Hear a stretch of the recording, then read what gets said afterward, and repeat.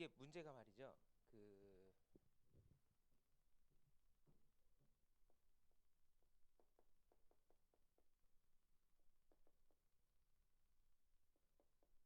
15년도 GS 문제하고 작년도 했던 거 그 진도별 모의고사 중에 아직 출제되지 않은 거를 엮었는데 하여간에 지금까지 이제 등장했었던 기출론점을 싹 다 한 군데다가 이제 몰아가지고 이제 거래 및 계정별 실증 절차 이제 정리를 할 때 정리 용도로 쓰라고 이렇게 구성을 한 겁니다. 용도 자체는. 그래서 사실은 몇 가지를 더 넣고 싶었는데 우리가 맥시멈으로 지면을 할애할 수 있는 게 15페이지까지가 끝이에요. 그리고 그 16페이지까지 냈었던 해가 딱 한 해가 있었는데 그 방침이 바뀌었답니다. 너무 그 문제가 길다 보니까 이 답안을 다 작성을 못하는 학생들이 많았나 봐요. 그래서 조금 줄이는 추세로 이제 바뀌었다고 했는데, 근데 조금 줄인다고 한 게 15페이지에 계속 15페이지. 그러다가 이제 문제별로 텍스트 양을 조금 줄여가지고 작년도에는 조금 극단적인 그런 문제도 있었습니다. 그래서 한 페이지에 그냥 물음 2개, 떨렁 한 3줄짜리 2개. 그런 문제는 보다 처음 봤는데 뭐 재무 관리도 아니고요. 그래서 그렇게 뭐 연습장으로 활용할 일도 없는데 그렇게 이제 출제를 한 적이 있었다는 겁니다. 그래서 우리는 유예생이기 때문에 이제 난이도나 분량이나 조금 보수적으로 이렇게 해주시면 되겠고, 뭐 이 정도는 나와줘야 또 2차 시험이죠, 그죠? 네. 자, 못 받으신 분 받아가세요. 네. 배급입니다, 여러분. 배급, 특별 배급.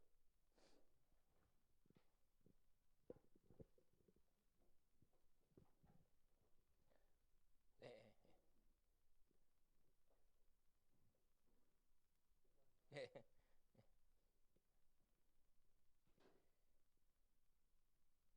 자, 아까도 김기동 선생님이 학생들분들 사주시더라고요. 네. 네. 수강생이 적어서 다 사줘도 상관없을 것 같다고. 그래서 네. 그 마음을 이해를 하겠습니다, 제가. 자, 일단은 문제 1번 한번 볼까요? 자, 문제 1번이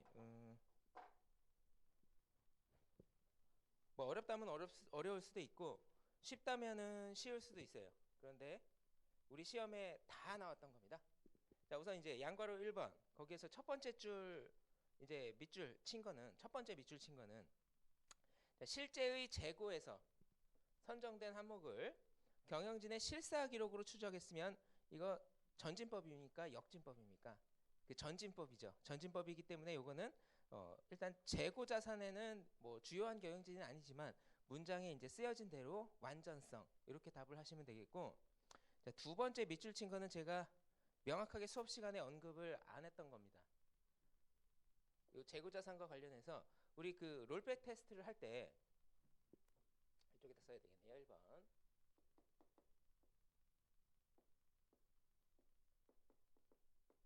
우리 특정일 날 감사인이 실사 2패를 해가지고 결산일로 롤백을 할 때 뭐 출고 수량은 가산을 하고 입고 수량은 차감을 해서 12월 30일로 역산해 갔죠. 그죠? 단순하게 요놈하고만 관계가 있는 거는 해답을 제시했던 그 정확성하고 관계가 있었던 거고, 제가 의도했던 건 그거고, 여러분들 어떻게 또 답이 가능하냐면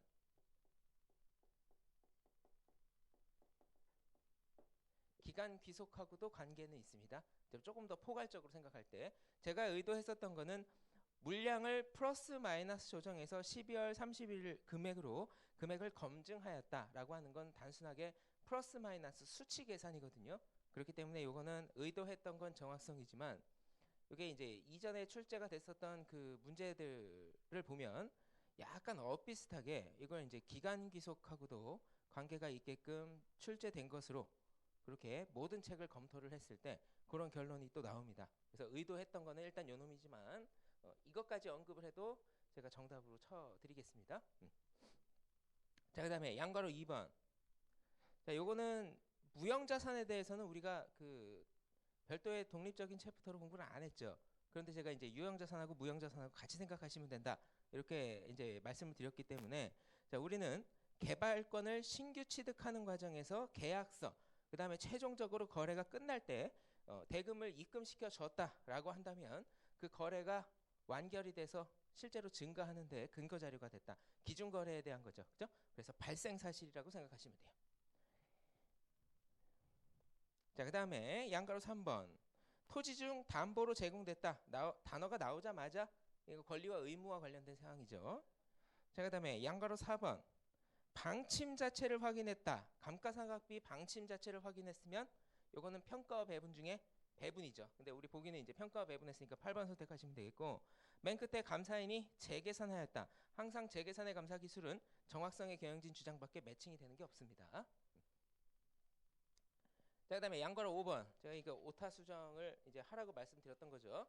재무제표상의 차입금과 이자 비용 간의 관계로 추산한 이제 추정 이자율과 그다음에 차입 약정수상 약정 이자율을 비교를 해서 뭐 이제 과정은 둘째치고 장부에 계상된 차입금이 모두 요 수식어 때문에 완전성이 되는 거죠. 그죠? 요 수식어 때문에.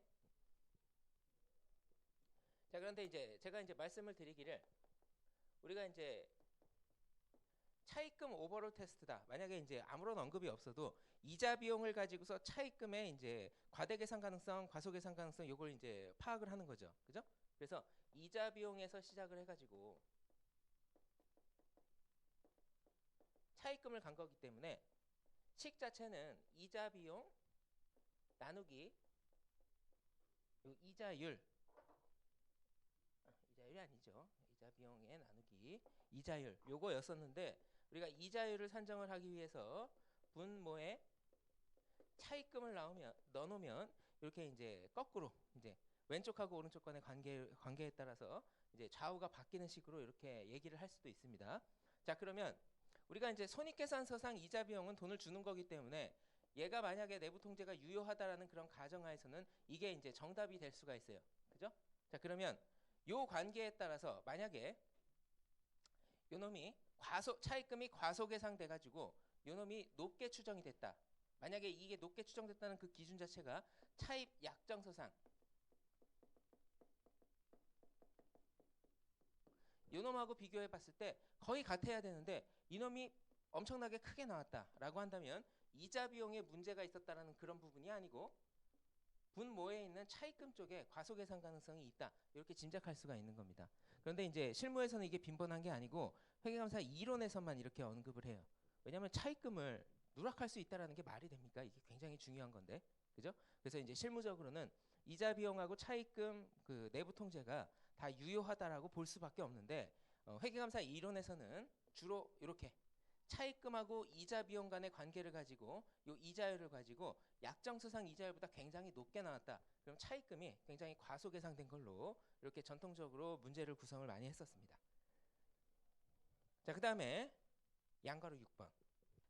자, 우리가 이제 이연법인세 자산하고 이연법인세 부채. 자, 요 놈은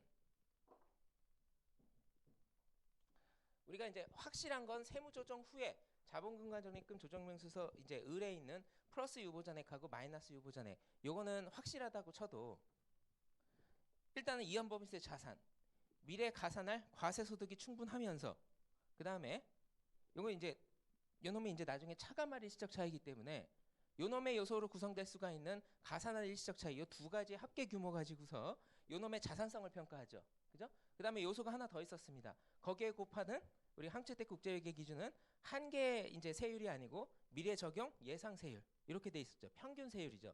이럴 때도 미래 현금 흐름을 추정을 해줘야 됩니다. 그렇기 때문에 불확실성이 과세소득에도 있는 거고 그 다음에 가산할 일시적 차이에도 여기에도 있는 거고 그 다음에 텍스 레이트에도 불확실성이 전부 다 개입이 되어 있습니다. 그래서 이연법인세 자산하고 이연법인세 부채는 그렇다. 그 중에서 특히나 이연법인세 자산은 요거 미래 실현 가능성을 확보를 해줘야 되는 거기 때문에 이 두 가지 때문에 특히나 두 가지 때문에 특히나 자산을 계상하는데 불확실성이 존재한다. 근데 이연법이세 부채 같은 경우에는 과세소득이나 아니면 이제 반대 조정되는 그 조정 항목들 일시적 차이에 대해서는 그렇게 신경 안 쓰죠. 무조건 인식하는 걸로 이렇게 보는 거죠. 그죠? 네. 그래서 그런 차이가 있습니다. 그래서 이제 추정과 관련해서 평가의 문제가 이렇게 이제 어, 등장을 한다. 회계감사에서는. 자, 다음 페이지. 제 생각에는 기본적인 문제이긴 하지만 이런 내용을 논평할 줄 알아야지만 이 시험에 적절하게 대비가 될 것 같은 느낌이 듭니다. 자, 그다음에 물음 2번. 물음 2번의 양가로 1번. 금융상품의 경우에는 실물 자체의 존재. 요거는 실제성이죠.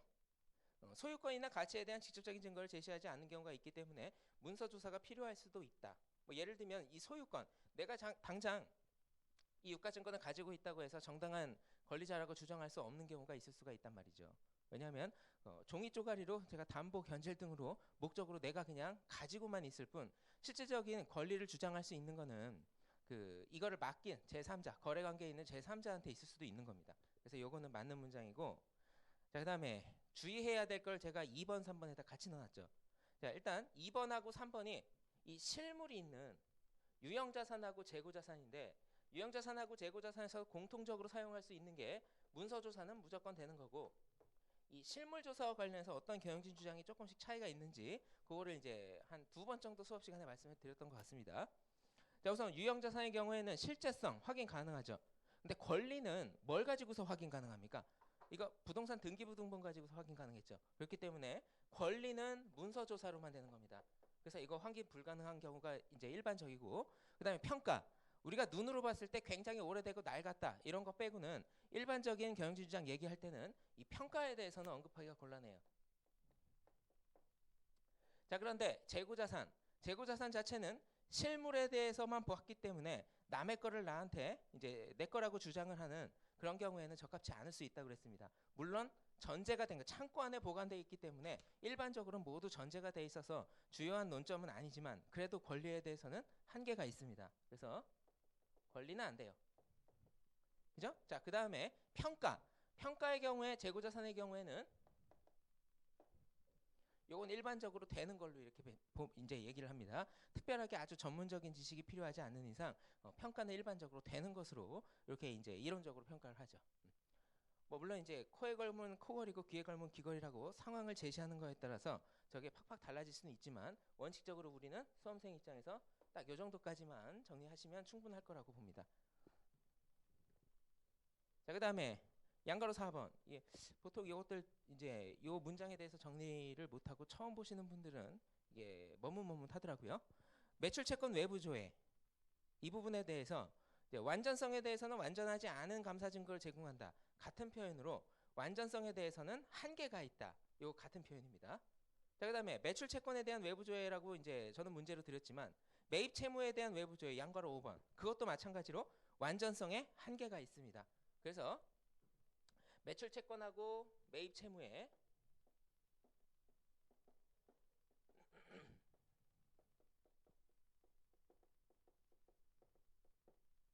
이쪽에 들어가 있는 거죠. 금융자산하고 금융부채. 자, 이쪽에 기본적으로 완전성에 대해서는 모두 다 이제 경영진 주장을 확인을 하기에는 적합하지 않을 수가 있습니다. 자, 그 다음에 양가로 6번. 자, 중요한 재고자산에 대한 타처보관 재고자산 조회. 자, 우리가 외부조회도 조금 정리를 좀 해줘야 되겠죠. 자, 외부조회 쪽에서 매출채권 매입 채무 실제성하고 권리에 대해서 경영진 주장 확인 가능하겠습니까? 그죠? 가능하죠. 자, 그 다음에 타처보관 재고자산 조회. 요놈도 조회이기 때문에 실제성 권리 가능하겠습니까? 가능합니다. 그죠? 자, 그러면 이거를 한번 얘기해 볼게요. 매입 채무도 얘기할 수 있지만, 자, 매출 채권하고 재고자산이 유동 항목 중에 자산 파트이기 때문에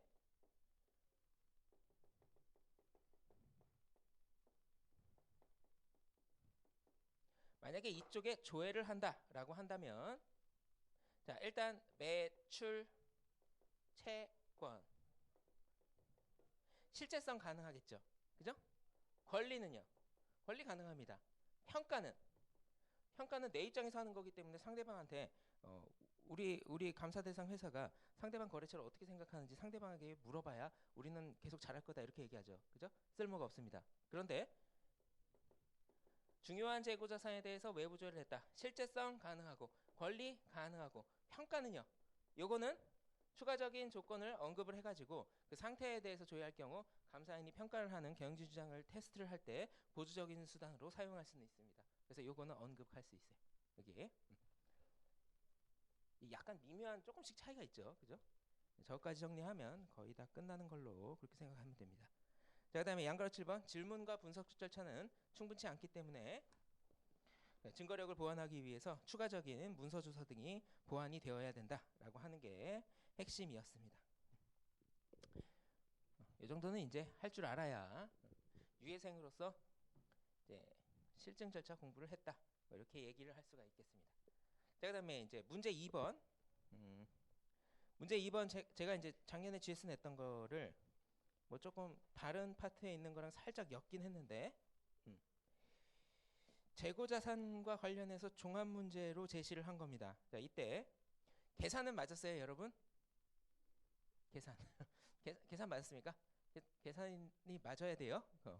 이것보다 복잡한 것도 잘 하면서 희한하게 회계감사에서 계산기 두드리려면 좀 이상하죠. 그죠? 그래서 일단 이거를 논평을 해보면 우리 이제 기출문제에서 나왔던 조금 어렵다고 했던 거를 제가 조금 정상적인 형태로 좀 바꿔놨어요. 그래서 이제 자산은 과대계산 가능성, 그 다음에 채무는 부채는 과소계산 가능성 이렇게 방향성을 조금 정상적으로 만들어 놓고 저도 이제 이런 거 고치는 걸 되게 싫어합니다. 뭐 하나만 바꾸면 싸라락 다 바뀌어야 되기 때문에 그래서 제 성격에는 회계감사가 맞는 것 같아요. 원가회계나 뭐 세법 재무관리 뭐 이런 거는 안 맞는 것 같습니다. 자, 어쨌든 이런 거 한번 보겠습니다. 자, 매출채권 회수기를 계산을 해봤더니 뭐 해답에 따른다면 13.9일에서 27.4일로 어떻게 됐습니까? 전기 대비 단기가 매출채권 회수기일이 증가가 됐다. 이렇게 됐으면 회전율은 떨어지는 거죠. 그죠? 자, 그러면 평균 매출채권 분의 자, 매출액 요 관계를 한번 보겠습니다. 자, 일단 표에서 세 번째 줄에 매출액 증감률 요거 뭐 마이너스 1%나 플러스 1%나 거기서 거긴 거죠. 그죠? 거의 변동이 없었다는 거고 요 놈도 거의 변동이 없었다는 겁니다. 그죠? 여기 손익계산 항목에서도 자, 그 다음에 매출액 영업이익률 한번 보시면 이 매출액 영업이익률이 매출액분의 영업이익이죠. 그죠? 영업이익은 전기하고 단기하고 어땠습니까? 변동이 거의 없었다라는 겁니다. 그죠? 그럼 여기에서 뭔가 문제가 있을 수 있다. 그죠? 자, 일단 여기까지 봤을 때는 평균 매출 채권이 어떻게 될 수 있다라고 짐작할 수가 있습니까? 매출 채권이 과대 계산 가능성이 있다라고 이렇게 짐작을 할 수가 있는 거죠. 이 부분. 자, 그 다음에 매입 채무는 지급기일이 안 나오고 회전율이 나왔죠. 회전율이 올라간다라고 한다면 이제 산식을 생각해 보면 평균 매입 채무 그다음에 제가 이제 지시사항에서 매출 원가 사용하라고 제가 말씀드렸죠. 그죠? 그냥 매출 원가 매입 사용하지 말고 그냥 매출 원가 사용해라. 이렇게 이제 지시사항을 줬습니다. 자, 그럼 보겠습니다. 매입 채무 회전율이 이제 올라갔다라고 한다면 평균 매입 채무는 분모에 있는 건 떨어질 가능성이 있는 거고. 그죠? 자, 그다음에 매출 원가 쪽을 보겠습니다. 매출 원가는 파악을 할 수가 있어요, 없어요? 여러분? 매출 원가 어떻게 됐어요? 손익계산서에 어떻게 돼 있어요? 손익계산서에는 일단 떨어지는 것으로 나오는 데다가 그죠? 자료에서 일단 IS 쪽에서는 이렇게 먼저 나오고 그 다음에 여러분들 그 계산하라고 했던 거 요거 가지고서도 추론 가능합니다. 자, 요거 가지고서 보면 재고자산 회전기일이 이제 2014년은 16.4일이었는데 EX15년에는 29.3일로 어떻게 됐습니까? 늘어났죠. 회전율은 떨어지는 거죠. 그죠? 이렇게. 자, 그러면 평균 재고분의 그 다음에 이거는 뭐 재고자산 원가기 때문에 이건 매출액이 아니라 매출 원가가 되겠죠. 평균 재고자산은 올라가는 거고 매출 원가는요 떨어지는 것으로 짐작할 수도 있는 거죠. 그죠? 요거는 분석적 절차이기 때문에 요거는 짐작만 하는 거지만 우리 재무제표상 수치로 전기 대비 단기 확인을 한 겁니다. 그죠? 어쨌든 방향성은 두 개가 동일하게 나온 거고요. 요거. 자, 그러면 매출 원가가 떨어지는 것으로 나온다라고 한다면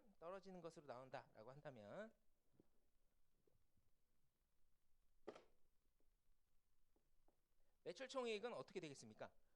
올라가는 것으로 나오겠죠. 그죠? 자, 그다음에 우리가 앞부분에서 그 매출액 영업이익률 가지고서 매출액이 변동이 없었기 때문에 영업이익률도 이제 변동이 없었으면 영업이익도 변동이 없는 거죠. 그러면 요게 올라가는데 최종적으로 요게 변동이 없으면 이거는 과대계산 가능성이에요, 과소계산 가능성이에요? 과대계산 가능성. 그죠? 자, 그러면 요게 지금 업종 자체가 뭐였습니까? 내비게이션, 태블릿 PC 등 소형 전자기기를 제조 판매 이렇게 돼 있죠. 그럼 제조 원가도 있고 판관비도 있겠네요. 요 관계가 있는 겁니다. 그죠? 그래서 이제 예전 기출문제 제조업과 관련해서 나왔기 때문에 배분의 이 경영진 주장 확인하기 위한 그런 걸로 이제 바꿔놨었죠. 이렇게. 자, 그러면 이제 기출문제에서는 이게 아니고 오히려 이게 거꾸로 떨어지는 것으로 나왔지만 제가 이게 정상적인 방향으로 이제 자료를 좀 바꿔놓은 겁니다. 그래서 기출문제하고 차이가 저 부분에서 이제 일단 있다. 자, 그 다음에 물음 2번 4페이지에 물음 2번에 나온 건 지금 네 번째 줄이 책임회계사 갑이죠. 책임회계사 갑은 경영진 주장 언급할 필요가 있어요, 없어요? 특별하게 이제 문제에서 요구하지 않는 이상은 특별하게 답을 제시할 필요가 없습니다. 그렇기 때문에 어떤 걸 가지고서 언급을 하시냐면 답안 양식의 매출채권 재고자산과 관련해서만 언급을 했기 때문에 매출채권 재고자산 요거 가지고서 언급하시면 돼요.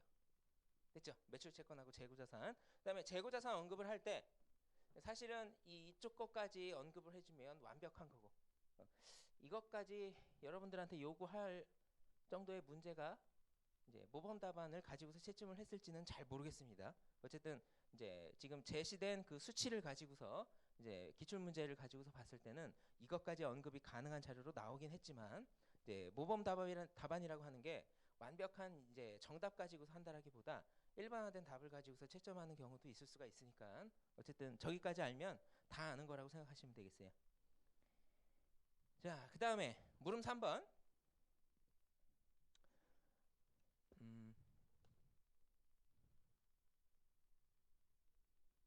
요거는 물음 3번에는 보기에 양가로 C번. 요거는 딱 보자마자 기간기속이라는 느낌이 듭니까? 그죠? 기간기속. 자, 그런데 물음 4번. 요 놈은 아직 출제가 안 되는데 별표를 하시고요. 외부 조회를 하는데 어떤 경영진 주장과 관련해서 감사인이 이제 감사 절차를 하는 건지 한번 보겠습니다. 특정의 그 외부 조회만 한다고 해서 이제 중요한 게 아니고 기간 귀속과 관련해서 유의적인 위험이 있을 것이라고 판단된 경우에는 ISA에서는 수익인식과 관련해서 번역을 잘못해왔지만 이면 계약이 존재하지 않을 것이라는 감사 증거를 입수를 해야 된다. 이렇게 돼 있습니다. 그래서 이제 답안에 나와 있는 거, 기준에 나와 있는 거를 조금 보기 편하게 제가 이제 문장을 살짝만 수정한 거지 거의 그대로입니다. 그래서 물음 4번이 아직 안 나왔기 때문에 유의적 위험과 관련된 실증 절차 이쪽은 그 문장을 반드시 캐치를 해주시고 경영진 주장이 뭐였다고요? 다른 경영진 주장 말고 기간 귀속, 특히나 이제 매출채권 수익인식과 관련된 기간 귀속 경영진 주장에 유의적 위험에 대응하기 위해서 이면 계약이 없다는 것에 대한 감사 증거를 입수하기 위해서 특정한 대응 절차를 마련해 놓은 게 ISA이기 때문에 그 문장에 들어가야 될 그 수익인식, 기간 귀속, 이면 계약 이 단어를 다 들어가줘야 이제 득점이 되겠죠. 그죠? 그렇게 생각하시면 됩니다. 자, 그다음에 5페이지 물음 5번.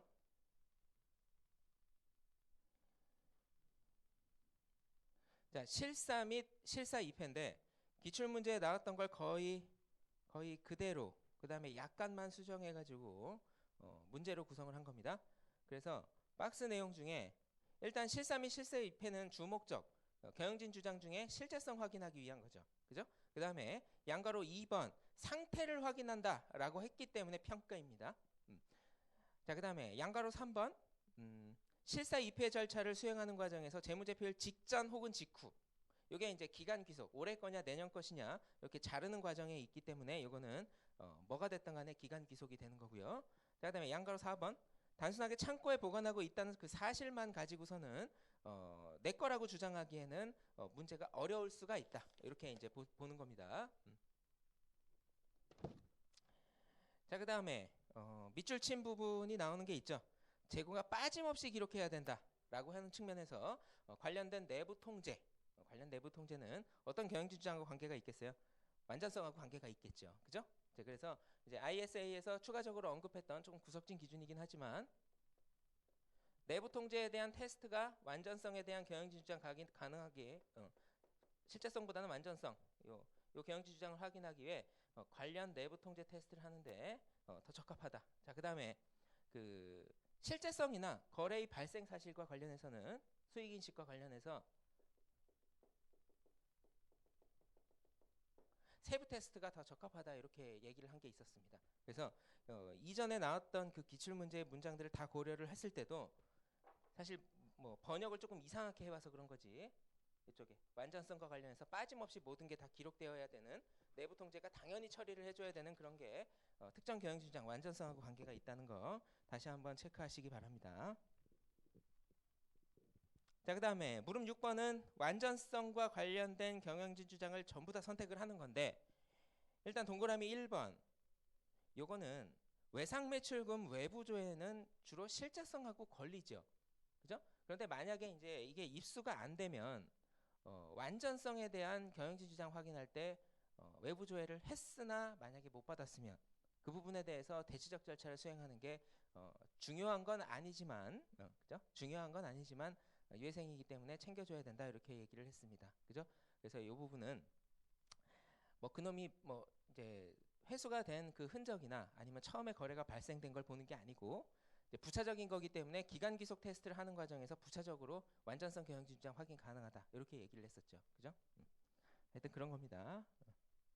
그 다음에 동그라미 3번 뭐 동그라미 2번이야 제가 앞에 무형자산 얘기할 때 얘기했죠. 동그라미 3번 같은 경우에는 시험에 여러 번 나왔던 겁니다. 우리 시험에. 그래서 외상 매입금에 대한 외부 조회 수행 시 잔액이 적거나 없더라도 주요 거래처를 중심으로 조회 절차를 계획하고 수행하였다. ISA로 이제 쓰여져 있는 지금 최근에 출제된 책들도 전부 다 이제 요것만 중심으로 얘기를 해요. ISA에서는 이제 표본 감사까지 고려해서 뭐 무작위 표본 추출을 이제 방법을 채택을 하는 게 다른 방법을 채택하는 것보다 더 이제 효과적일 것이다 이렇게 얘기를 하지만 그 부분에 무게 중심을 두기보다 옛날처럼 이렇게 동그라미 3에 무게 중심을 두고 있기 때문에 여러분들 지금 현재 수험생이니까 2016년 수험생이니까 이 문장은 중요하게 취급을 해주십시오. 자, 그 다음에 됐어요? 동그라미 4번 같은 경우에는 이제 기말 이후 지급 테스트죠. 후속 지급 테스트. 그건 그렇게 알고 계시면 되겠고. 자, 6페이지 물음 7번. 거기에 양괄호 1, 2, 3 중에 양괄호 1번. 요거는 제가 설명을 안 드렸던 걸로 기억을 합니다. 안 드렸는데 어떤 거는 설명을 했었냐면 손익계산서 항목하고 그 재무상태표 항목하고 비교를 했을 때 어떤 게 더 예측 정확성이 조금 더 상대적으로 높다고 그랬습니까? 손익계산서 항목이죠. 이거하고 비교하시면 돼요. 자, 손익계산서 항목 중에 매출액하고 매출원가는 꾸준하게 발생하죠. 그런데 연구비나 광고비 같은 경우에는 특정 제품을 개발하는 경우나 아니면 특정 이제 제품에 대해서 서비스에 대해서 아주 크게 이제 지출을 할 경우 그런 경우에만 펑펑 뜨는 겁니다. 그죠? 그리고 주로 이제 신제품이 이제 출시가 되거나 아니면 개발할 때 그렇기 때문에 손익계산서 항목 간에도 매출액, 매출원가, 판관비보다는 연구비, 광고비가 예측 정확성이 더 떨어집니다. 아시겠죠? 그래서 거꾸로 이제 손익계산서 항목이 예측 정확성이 더 높다. 그래서 이제 요 부분 연구비, 광고비는 일반적으로 예측 정확성이 떨어집니다. 그래서 양괄호 1번 틀렸고요. 양괄호 2번. 자, 위험평가 절차로서의 분석적 절차는 주로 이제 재무제표상의 수치 가지고 그 다음에 이제 경영진하고 질문 답변한 그 내용 가지고서 개괄적인 이제 정보만 가지고서 분석 절차를 하는데 실증적 분석 절차는 제가 이제 FM대로 하게 되면 내부에 있는 그 정보보다는 외부 이제 컨설팅 이제 회사나 아니면 리서치 자료를 이제 대체적인 이용치로 이용할 수가 있다 이렇게 얘기를 한 적이 있었습니다. 그죠? 그래서 이제 뭐 시장의 규모 차이 뭐 이런 걸 이용을 해가지고 추정할 수도 있다. 그렇기 때문에 이제 실증적 분석 절차에서는 생산 수량 등 비재무적 정보의 이용 가능성이 더 고려됩니다. 덜 고려되는 게 아니고요. 자, 그 다음에 양걸 3번. 영업 환경이 불안정한 회사보다 안정적인 그 회사가 손익계산서 항목이 조금 더 전기하고 단기하고 크게 그렇게 큰 변동이 없겠죠. 그죠? 그렇기 때문에 예측 정확성이 더 높아집니다. 그 다음에 물음 8번. 이거는 전문가 활용인데 전문가 활용을 제가 왜 넣냐면 저 말고요. 이제 나무경영 나무경영 이제 권상 선생님하고 그 저기 한성 이제 방문각 한성 거기에 그 도정환 선생님이 전문가 활용을 그렇게 중요시한대요. 그래서 저도 넣어봤어요. 알았죠? 네, 다른 이유는 아닙니다. 그래서 사실 전문가 활용이 그렇게 우리 시험에서 많이 나온 적이 별로 없었는데 작년도에 이제 회계 추정치하고 얼버무려 가지고 조금 나왔고요. 그래서 이 당분간은 크게 나오지는 않을 거다라는 생각이 있지만 그래도 다른 분들이 강조를 하니까 도대체 안 들 수가 없었습니다. 그래서 요거는 이제 다른 분들하고 같이 이제 모든 걸 다 알아야 된다라는 차원에서 넣은 거고요. 자, 여기에서 여러분들의 입장에서 중요한 거는 뭐냐면 그 나머지 거 뭐 암기 사항으로 되어 있는 뭐 전문가 활용할 때 뭘 평가를 해야 되냐 자격 요건 평가하는 거는 그거는 여러분들이 이제 2장에서 공부를 했으니까 그거 적용시키시면 되는 거고 물음 8번에 나번 한번 볼게요. 나 항목. 자, 회사가 제시한 금속 제품으로 제작 원가는 8억 원인데 시가가 9억 원이고 납품 계약서 작성한 게 8.6억 원이래요. 정보가 지금 뭐 한 3개 정도 나왔죠. 자, 그 상태에서 3년 전에 생산해서 보관하고 있대요. 그 이유는 뭐냐면 보통 재고 자산이면 그 다음에 바로 인도가 되는데 3년 전에 생산해서 보관하고 있는 바 주문처의 부도로 인해서 가져갈 수 있는 회사가 갑자기 사라져 버렸습니다. 철강 회사가 이런 게 많아요. 이런 것들 특별 주문하는 그런 회사의 경우에 이런 경우가 많습니다. 자, 그래서 주문처의 부도로 인해서 아직까지 보관하고 있는 것으로 확인되었다. 최근 산업의 부진으로 인해서 동 제품의 시세가 하락했을 것으로 판단해서 시가를 조사한 결과 2억 원으로 확인됐대요. 경영진 주장가액이 얼마예요? 경영진 주장은 어디에 반영돼 있어요? 경영진 주장은 매니지먼트 어서션은 항상 어디에 반영돼 있었습니까? 재무제표의 구성 요소에 반영이 돼 있는 거죠. 그죠? 그렇기 때문에 뭐 재무제표에 만약에 8억 원이 있고 경영진이 주장하기에 계속 7.6억 원으로 뭔가 자료를 제시하면서 감사인 너무 보수적이다. 7.6억 원입니다. 혹은 9억 원까지 가야 됩니다. 뭐 이렇게 얘기를 하더라도 경영진이 주장하는 건 항상 재무제표에 있는 숫자입니다. 자, 이걸 가지고서 감사인이 판단한 거는 뭐 계약서 만들어진 옛날에 만들어진 그 문서 가지고 있겠어요? 아니면 지금 상태 가지고 있겠어요? 당연히 지금 상태입니다. 그래서 지금의 합리적인 그 공정가액 2억 원으로 보는 거예요. 그래서 이 8억 원하고 그 다음에 감사인이 확인을 한 2억 간의 이 관계에 따라서 왜곡 표시를 이제 결정을 하는 거다. 이렇게 생각하시면 되겠습니다. 그래요.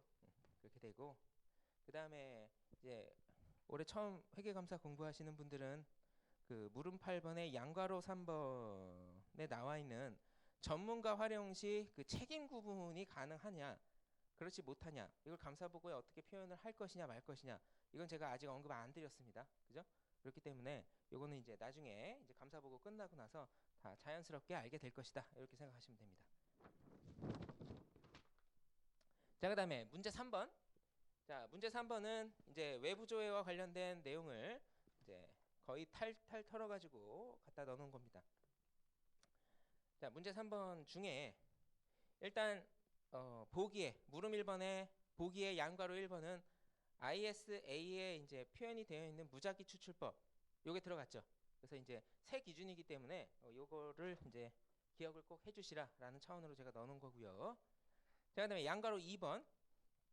자, 조회처의 주소를 이제 회사로부터 건네받아 조회서를 이제 바로 준비해서 직접 감사인에게 회신하도록 요청했음을 확인한 다음에 조회서의 양이 많은 관계로 회사의 도움을 받아 작성한 후 직접 조회서를 발송하였다. 일단 조회서 작성 이쪽 부분 선정 둘째 치고요. 작성에 여기 회사 도움 받는 거 가능하다고 했습니까? 그죠? 가능했습니다. 자, 그런데 조회처의 주소를 확인도 안 하고 그냥 단순하게 발송하면 그거 안 될 수 있다 그랬죠. 그래서 발송 쪽에 항상 주소의 정확성 이거는 이면에 그 믿을 수 있는 주소냐, 괜찮은 주소냐, 그걸 이제 확인하라고 하는 거죠. 항상 주소는 감사인이 검증한 다음에 보내는 게 원칙이다. 이렇게 생각을 하시면 되겠습니다.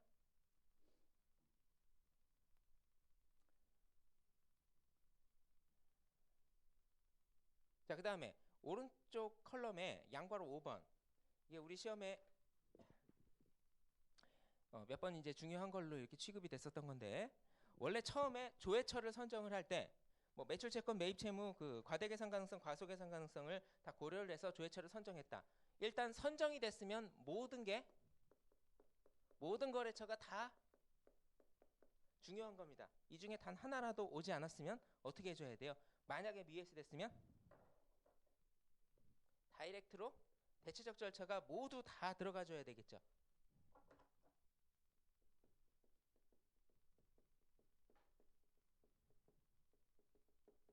단 하나라도. 자, 그렇게 되는 겁니다. 단 하나라도. 자, 그 다음에 양괄호 7번. 자, 미회신된 거래처 중 만약에 조회서를 이제 보내는데 미회신됐대요. 합리적인 기간 내에 미회신됐으면 이제 합리적인 기간 내에 다시 받을 수 있다라는 판단에선 재차 조회를 해줘야 되는데, 일부는 조회처 회사의 정책상 이메일로밖에 받을 수가 없대요. 원칙은 이론적으로 우편인데 이메일로 받을 수 있다, 받을 수 있다. 이거 ISA에서 허락을 합니까? ISA에서 허락을 하죠. 그죠? 다만 이제 회신자의 권한, 그 다음에 회신자가 정당하게 그 내용을 가지고서 맞게 회신할 수 있는 그런 위치에 있는 사람인지, 그죠? 원천에 대해서도 지금 얘기를 하고 있다고 했습니다. 그래서 권한과 원천 뭐 이런 거를 전부 다 이제 확인을 해서 조회 회신의 신뢰성이 떨어지는 것을 방지하기 위한 그런 정책이면 괜찮아요. 그래서 이에 따라 감사인은 이메일로 조회서를 회수하고 감사 증거로 바로 채택하면, 제가 냈던 의도는 바로 채택하면 안 된다는 겁니다. 그죠? 바로 채택하면 안 된다는 거고, 채택을 해도 괜찮은데 ISA에서는 괜찮은 건데, 그 사유가 이제 문제 해답에 나와 있는 것처럼 그렇게 정제된 문장이 들어가서 이거는 맞지 않습니다 라고 논평하면 누구도 이제 반박을 못하죠. 근데 이런 답은 쓰면 안 됩니다. 이메일은 안 되고 우편만 됩니다. 이런 건 안 돼요. 자, 그 다음에 8페이지. 요거 물음 2번하고 물음 3번은 요거죠. 대체적 절차. 뭐하고 나눠가지고 매출 채권하고 매입 채무 둘로 나눠가지고 채권의 실제성, 그 다음에 채권의 완전성, 이거 주요하진 않습니다. 채권이기 때문에. 그 다음에 매입 채무의 실제성, 이건 주요하지 않습니다. 매입 채무의 완전성, 이 두 개를 구분을 해가지고 각각 모든 내용을 다 기술하게끔 이제 요구를 했던 단순한 뭐도 대비가 돼요. 단순 암기를 해도 대비가 되는 겁니다.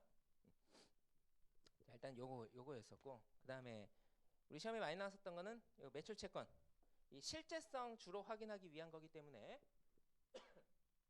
잔액이 큰 거, 그 다음에 전통적으로 매입 채무는 잔액이 거의 없거나 적더라도 중요한 기준 거래가 많은 그 거래처를 대상으로 선정을 하는 거였다. 이렇게 선정을 할 때도 그렇고 미회수 됐을 때도 그렇고 내용을 두 개로 구분을 해서 정리를 하시면 충분하겠습니다. 자, 그 다음에 물음 4번. 요거 아직 안 나왔어요. 별표를 하나 하시고요. 자, 요놈이 만약에 이제 회수를 못 했는데 이 대체적 절차를 할 수가 없는 그런 상황. 대체적 절차 불가능한 요 상황이 이제 예전 이제 기준에는 이 부분을 부각을 안 시켰어요. 그런데 이제 ISA는 요거를 이제 부각시켰는데 실증 절차가 이제 작년 시험하고 재작년 시험에 그렇게 부각돼서 안 나오다 보니까 요쪽까지는 아직 출제가 안 된 것 같습니다. 그래서 상황 1은 외부 조회가 유일한 선택인 경우, 그런데 그 유일한 선택인 이유 자체부터가 내부 문서가 없을 때.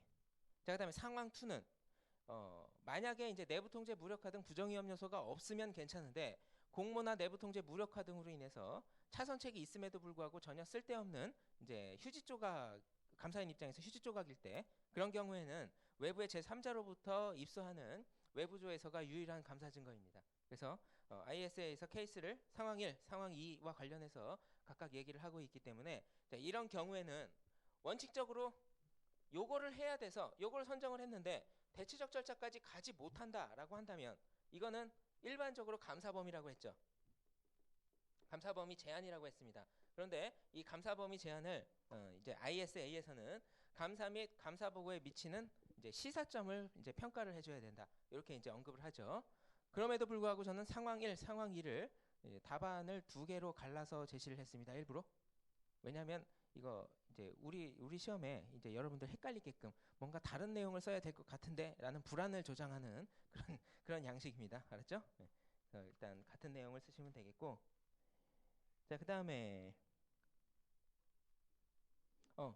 물음 일단 6번, 물음 5번의 경우에는 이제 원래는 외부 조회에 대해서는 협조를 해줘야 되는데 정당한 이제 사유가 있는 경우에는 거부할 수 있다라는 게 물음 5번이었고 물음 6번은 요거는 예전에 우리 시험에 나왔었던 겁니다. 예전 기준에도 있었던 거고 그래서 갑 거래처의 조회서는 수령 과정에서 주 대전에 이제 들를 일이 있는 이제 조회처의 실무자가 대신 이제 감사 대상 회사에 조회서를 맡긴 겁니다. 맡기는 순간 누구 손을 타는 거예요? 경영진 손을 타는 거죠. 그래서 직접 증거가 아니고 간접 증거가 되기 때문에 반드시 이제 감사인에게 직접 이제 발송을 해달라고 요청을 해줘야 되는 거고, 그 다음에 전화로 해서 설명을 해줘봐야 소용없습니다. 왜냐하면 외부 조회가 이제 성립이 되려면 문서적 증거로 받아야 되기 때문에 구두적 증거는 의미가 없는 거죠. 그래서 반드시 서면으로 회신해달라고 이렇게 이제 내용을 기록하시면 충분하겠습니다. 자, 그다음에 이제 문제 4번. 자, 이제 문제 4번에 재무상태표하고 포괄손익계산서가 있는데 여러분들 이제 전체적인 입장에서는 매출 채권, 매입 채무, 재고자산, 유형자산 뭐 이런 것들이 손익계산서에 어떤 항목하고 관계가 있는지는 재무회계 상식이니까 알고 있는 거고, 자, 문제 해석에 주의를 해줘야 될 게 하나 있습니다. 주의라기보다는 이제 사전에 이제 수험생이니까 알고 계셔야 되는 건 포괄손익계산서 밑에 제가 주석을 기재해놨죠. 내용을 보시면 금융수익과 금융비용의 주된 구성 내역은 각각 이자 수익과 이자 비용이다. 예전 시험은 딱 여기까지만 했습니다. 그런데 원칙적으로 문제를 더 잘 내려면 이자 수익하고 이자 비용과 관련된 회사의 내부 통제가 유효하다라는 그런 문장이 있어야, 아니 이자 수익 이자 비용 오버롤 테스트를 할 것인지 아니면 금융자산 차입금 오버롤 테스트를 할 것인지 결정할 거 아니에요. 그죠? 그렇기 때문에 이 손익계산서 항목의 증가 혹은 감소 비율하고 관련된 재무상태표 항목의 증가 혹은 감소 비율하고 이제 어느 정도 같아야 되는데, 만약에 이자 수익하고 이자 비용이 내부 통제가 유효하다. 그럼 감사인이 조금 불안한 요소에 해당하는 금융자산하고 그 다음에 차입금에 대한 이제 오버롤 테스트를 해줘야 될 거 아닙니까? 그래서 시작 자체가 이자 수익 이자 비용이고 기준 자체가 이자 수익 이자 비용이라는 거예요. 그래서 이자 수익하고 이자 비용이 각각 10%씩 올랐으면 관련된 재무상태표 항목도 일반적으로 10%씩 올라가야 된다. 그런데 이자 수익하고 이자 비용이 10%밖에 안 올라갔는데 이를테면 차입금이 20%가 올라갔다. 그러면 차입금의 과대 계산 가능성입니다. 그죠? 혹은 이자 비용이 10%만 감소했는데 차입금이 그거 이상으로 감소했다. 차입금은 과소하게 계산이 됐다. 이렇게 보는 거죠. 그래서 문장을 쓰는 방식이 어떤 걸 기준으로 잡아가지고 어떤 항목이 과대 계산 가능성, 어떤 항목이 과소 계산 가능성인지 판단을 할 때 이제 관련된 내부 통제가 유효하다. 혹은 믿을 수 있는 증거가 어떤 거에서 시작을 했는지 그렇게 이제 문제가 제시돼야 100% 맞는 문제인데, 그런 문제인데 예전 기출문제 대충 그렇게 내놨어요. 그래서 알아서 쓰는 걸로 그렇게 나왔기 때문에 여러분들 문장 쓰는 건 일단 손익계산서 항목하고 재무상태표 항목하고 비율이 일정하게 유지가 되는 거, 그걸 기준으로 해서 뭔가 튀는 부분이 잘못됐다. 요게 이제 출제 의도라고 생각하시면 돼요. 아시죠? 대신에 이렇게 대충 냈을 때는 자산은 과대 계산 가능성, 부채는 과소 계산 가능성 쪽으로 연결시켜줘야 됩니다. 거꾸로 하는 거는 합리적이지 않아요. 왜냐하면 문제가 대충 나왔기 때문에 그런 경우엔. 자, 일단 그렇고요. 그래서 제가 제시한 답은 이자 수익과 이자 비용과 관련된 내부 통제가 유효하다라는 문장이 없어도 답을 그렇게 쓰시기 바랍니다. 수험생 입장에서. 자, 일단은 그렇고요. 자, 우리 이제 10페이지에 그 오른쪽 컬럼 보기 거기 보시면 현금 나오죠. 어떤 부분입니까? 금융자산 중에 여러 가지 항목들이 있을 수 있지만 여기에 시제 현금이 들어있을 수 있다. 당연히 들어있을 수 있죠. 자, 시제 현금의 경우에는 12월 31일 업무 종료된 후 바로 하면 참 좋겠지만 일반적으로 그 부분이 아니었습니다. 그렇기 때문에 자, 요 놈도 시제 현금도 일반적으로 롤백 테스트가 이루어지는데 자, 문제는 뭐냐면 문장의 스타일을 보세요. 1월 4일 오전 당일 업무 개시 전에 실사를 수행하고 담당자가 1월 3일 업무 종료 후 작성된 시제 현금표와 일치 여부만 확인했습니다. 우리는 며칠자 걸 알고 싶은 거예요. 12월 31일자 걸 알고 싶은데 그냥 1월 4일 업무 개시하기 전날 만들어 놓은 그 명세서상의 금액하고 실물하고 일치하는지만 확인했잖아요. 그죠? 1월 3일 말일자 잔액만 확인한 겁니다. 1월 4일 오전 일자만. 그렇기 때문에 언급 자체가 롤백 테스트와 관련된 문장이 이제 누락되었다라는 게 한 가지가 지적이 가능하고 그다음에 이제 우리 시험과 관련해서는 항상 가치가 있는 건 반납하고 반납 확인 서류를 받아야 되죠. 그래서 감사조서에 이제 반납 확인을 하는 그런 이제 절차가 빠진 채로 문장이 마무리가 되었다. 이렇게 이제 지적을 하면 100% 완벽하다고 좀 보겠습니다. 자, 그다음에 양괄호 2번. 양괄호 2번에는 여러 가지 예금 중에 자, 보통 예금과 관련해서 문제가 이제 한 가지가 있었죠. 자, 보통 예금을 보시면 12월 30일자 기준으로 뭐를 받았습니까? 잔고증명서를 받았죠. 이 잔고증명서에는 일반적으로 이제 특정 일자 기준에 예금 잔액 그리고 권리와 관련된 근질권 이게 일반적으로 기재가 되어 있습니다. 그리고 특정 이제 금융기관에는 근질권조차 제공을 안 하는 경우가 있고요. 그래서 주로 실제성만 제공을 합니다. 실제성과 관련된 경영진 주장. 그런데 보통 예금의 경우에 만약에 인출 제한이 있다. 권리와 의무에 대해서는 알 길이 없습니다. 이 부분이. 그래서 권리와 의무에 대해서도 알려면 외부 조회를 이제 수행을 해서 하는 게 제일 좋은 거고 그게 제일 좋다라는 얘기고요. 반드시 외부 조회만 이제 선택 가능한 건 아닙니다. ISA는 외부 조회를 반드시 해야 된다. 어디에도 그런 문장은 없고요. 권리와 의무 등 특정 경영진 주장을 확인하기에 충분하고 적합한 감사 증거예요. 그래서 근질권과 관련해서 추가적으로 은행에게 직접 이제 자료를 요청해서 받아서 확인을 해가지고 나머지 경영진 주장 확인해도 괜찮은 겁니다.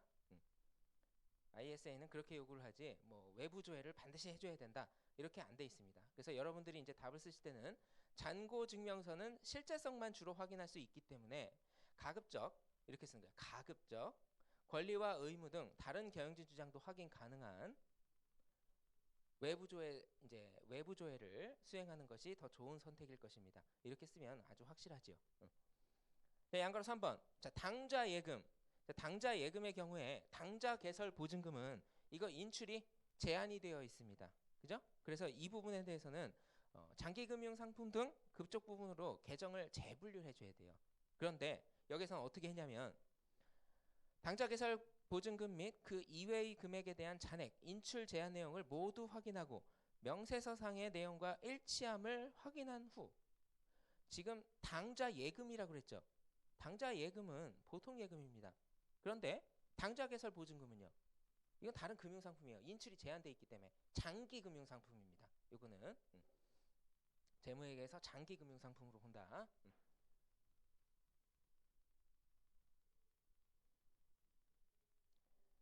그래서 이거는 계정을 재분류하도록 수정 권고를 했었어야 되는데 그렇게 하지도 않고 그냥 단순하게 일치함만 확인을 하고 그냥 끝내버렸어요. 그냥 감사를 한 게 아니죠. 수정 권고까지 했었어야 되는데. 자, 그다음에 양가로 4번. 이게 뭐가 밖에서 나는 소리가 이렇게 크게 들리는군요. 자, 정기예금 1과 정기예금 2.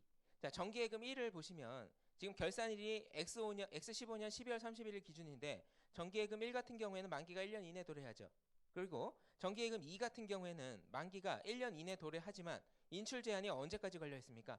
후차년도까지로 이제 걸려 있죠. 그렇기 때문에 정기예금 1은 이제 유동 항목이고 정기예금 2는 비유동 항목입니다. 그렇게 계정을 재분류하도록 해줘야 되는데 내용이 단순하게 일치함만 확인하고 또 감사를 종결하면 안 되는 거예요. 그래서 이쪽 부분이 이제 수험생들이 조금 약한 분류, 계정 분류 유동 항목이냐 비유동 항목이냐 이쪽 부분에 대해서는 생각이 미치지 못하고 그냥 답을 못 쓰고 나오는 경우가 꽤 많이 있어요. 그래서 이쪽 부분까지 챙기시라는 차원에서 제가 또 3번하고 4번을 넣는 겁니다. 자, 그다음에 물음 3번. 자, 11페이지 양괄호 1번. 재고자산과 관련된 부분인데, 자, 11페이지 양괄호 1번. 자, 본사 창고에 보관하고 있는 재고자산 1과 관련해서 보기의 내용을 읽고 적절치 않은 내용 두 가지를 지적을 하랍니다. 지적하기가 쉽지 않을 수가 있어요. 자, 그런데 우리는 항상 여러분들이 알고 있는 게 다라고 그랬죠. 알고 있는 것만 활용하시면 되는데, 자, 수량에 관해서는 결산 시점인 연말의 즈음에서 재고 출고가 집중된대요. 그러면 12월경에 물량 변동이 엄청나게 많겠죠. 그죠? 그러면 12월경에 물량 변동이 많으면 여러분들이 거래를 테스트할 것입니까? 잔액을 테스트할 것입니까? 할 때 많은 걸 테스트한다고 그랬어요? 적은 걸 테스트한다고 그랬어요? 적은 걸 테스트해야 되죠. 그죠? 기준 거래를 테스트하면 안 됩니다. 기말 거래를 테스트하는 걸 효율성 목적에서 그렇게 계획을 해야지. 자, 그런데 재고 실사의 효율성을 위해서 거꾸로 얘기했죠. X15년 11월 30일을 기준으로 재고 실사에 입회하였고, 이게 좀 이상합니다. 앞에서 아무런 언급이 없이 기말 이전에 뭐를 했어요? 실사 입회를 하게 되면 일부 항목에 대해서 테스트 실사하게 되죠. 그죠? 실증 절차를 하게 되는데 특별한 언급이 없습니다. 위험이 낮고 관련 내부 통제가 유효하다라는 두 가지 요건이 모두 만족이 되어야 되는데 아무 얘기 없이 그렇게 했다는 거죠. 자, 계속 읽고 그 내용이 있는지 보겠습니다. 자, 실사에 입회한 결과 재고자산 수량에 대해서 만족하여 재무제표를 현재 재고자산 수량에 대해서 추가 절차 없이 회사가 제시한 대로 인정했대요. 뭐 수량이 제시된 게 만족스러웠나 보죠. 아주 만족스러웠나 봅니다. 자, 그 다음에 재고자산 관련 내부 통제에 대해서 별도의 평가 절차를 하지 않으면 내부 통제가 유효한지 안 유효한지 어떻게 알아요? 그죠? 내부 통제를 평가를 한 후 해당 내부 통제가 유효하다라는 감사인의 확신이 있어야지만 12월 31일 이전의 실증 절차를 수행을 할 수가 있는데 그렇게 하지 않았다라는 게 이제 두 번째 지적사항이 되겠습니다. 자, 그 다음에 양괄호 2번. 예전 시험에 나왔었던 거를 그냥 형태만 바꿔서 여러분들한테 다시 물어본 겁니다. 기출문제인데 기간기속 테스트에 ISA니까 성격 시기 범위죠. 성격하고 범위로 구분해서 낸 거예요. 그래서 성격의 경우에는 우리 감사 절차의 성격이라고 하는 건 감사 계획의 성격이라고 하는 건 감사 절차의 목적하고 감사 절차의 유형이었죠. 거기에서 얘기할 수 있는 게 뭐만 있습니까? 유형. 그죠? 기간 기속 테스트는 문서 조사죠. 그죠? 실사 조사도 할 수가 있을 수 있겠지만 일반적으로 여기서 제시한 건 문서와 관련된 내용이기 때문에 문서 조사를 합니다. 자, 그러면 기간 기속 테스트 성격과 관련해서 문서 조사를 하는 건 조건이 선적지 인도 조건, 도착지 인도 조건 섞여 있다라고 한다면 자, 밑에서 하나, 둘, 셋, 넷. 네 번째 줄까지 묶어가지고 그 부분이 성격과 관련된 내용이고, 그죠? 하나, 둘, 셋, 넷. 밑에서 네 번째 줄. 박스 내의 하나, 둘, 셋, 넷. 회사의 매출은 선적지 인도 조건과 도착지 인도 조건이 혼재되어 있으면 선적지 인도 조건은 선적 서류, 그 다음에 도착지 인도 조건의 경우에는 매출이기 때문에 우리가 파는 거기 때문에 고객이 언제 인수했느냐 그 시점이 중요한 거죠. 고객의 인수증을 각각 구분을 해가지고 확인을 했어야 되는데 그렇지 못했다. 자, 그 다음에 범위는 이거 기간 개념이라고 하는 거는 재무회계에서 이제 재무보고 체계에서 도입한 거기 때문에 관련된 내부 통제는 그딴 건 모릅니다. 그래서 해당 내부 통제가 변화가 없다라고 한다면 그리고 그 변화가 없는 상태에서 내부 통제가 유효하게 운영까지 되고 있다라고 한다면 50개는 특정 시점 기준으로 어디는 많게 차별화해서 많이 보고 그 다음에 12월 31일 이후에는 뭐 가능성이 별로 없기 때문에 적게 본다. 말이 안 되는 거예요. 항상 얘는 유효한 게 전체 기간에 대해서 유효한지 보는 거기 때문에 12월 31일 이전 그 다음에 12월 31일 이후 똑같이 균등하게 취급을 해줘야 됩니다. 그래서 25개씩 이렇게 보는 게 이론적인 베이스에서는 그렇게 답을 할 수가 있다. 자, 뭐 그렇고요. 양괄호 3번은 조금 그래요. 예. 공개된 문제에서 단 한 번 나온 거를 제가 여러분들한테 또 물어봤습니다. 그 서류를 이제 잊어버리지 말라고. 그래서 이제 중간 감사 갔을 때 저거 출고될 겁니다라고 하면 출고 지시서가 이제 먼저 이제 작성이 돼 있어야 되는 거고, 그다음에 기말 감사 가가지고 진짜 출고됐는지는 일단은 뭐 물건이 나갔음을 확인할 수 있으려면 이제 선적 서류 혹은 적송 서류를 봐줘야 되는 거고, 그죠? 그다음에 재고가 이제 창고에서 진짜 빠졌으면 재고 수불부에서 이제 보충적으로 더 확인이 가능한 겁니다. 자, 그다음에 문제 5번. 문제 5번은 계산을 해야 돼가지고 계산을 해서 이제 과대 계산 가능성, 과소 계산 가능성까지 전부 연결시켜야 되기 때문에 조금 그랬죠. 설마 이런 걸 요구했을 거라고는 생각 못했죠. 그래요. 수치가 나왔기 때문에 여러분들 그 기간 개념까지 전부 고려를 해가지고 답을 써줘야 되는 그런 어려움이 있었을 겁니다. 그래서 이 차입금과 관련해서는 항상 우리 수험생들이 어려워하는 게 재고자산 파트에서도 오버롤 테스트가 이제 어려울 수도 있는 거고, 매출 채권도 어려울 수가 있는 거고, 다른 부분은 다 어렵고 차입금도 또 어려울 수 있어요. 그렇기 때문에 이 이자 비용과 관련된 오버롤 테스트 이쪽을 논평하는 걸 잘 해줘야 된다고 했습니다. 그죠? 그렇기 때문에 감사인 기대치하고 회사 장부가액 간의 관계에 따라서 만약에 감사인이 기대하는 바 기대치가 굉장히 높은 가액인데 회사가 적게 계상했다. 그럼 회사는 과소 계상한 거죠. 그죠? 그런데 감사인 기대치를 거꾸로 거슬러 올라가지고 그러면 왜 내가 높게 추정했을까? 그러면 산식에 따라서 차입금은 과대 계상된 겁니다. 그죠? 그렇게 반대의 경우에도 생각을 할 수가 있는 거고. 그래서 그런 방법론에 따라서 이제 올바른 이제 추정 방법에 따라서 다시 이제 추정을 여러분들께서 독립적으로 해보시면 이제 해답처럼 이제 답이 나올 거고요. 자, 그 다음에 여러분들 그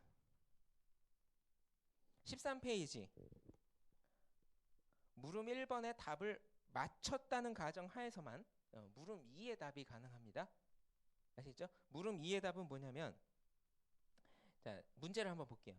차입금 계정 담당 회계사는 회사가 제시한 명세서와 은행 조회수 상 간의 상호 대조 작업의 결과 차이가 발견되지 않아 그대로 감사 절차를 종결하고 해당 계정에 대해서 적절하다고 결론을 내렸다. 자, 물음 1의 자료와 제시한 답안을 고려할 때 밑줄을 하세요. 고려할 때 이러한 절차에는 여러 가지 문제점이 내포되어 있다. 어떤 문제점이 있어요? 물음 1번하고 물음 2번하고 독립적이다라는 언급이 없고 그냥 물음 1과 이제 물음 1의 자료와 제시한 답안까지 고려를 했을 때 일관성 있게 뭐 이제 감사를 했는지 그거를 이제 파악을 하는 겁니다. 자, 우리는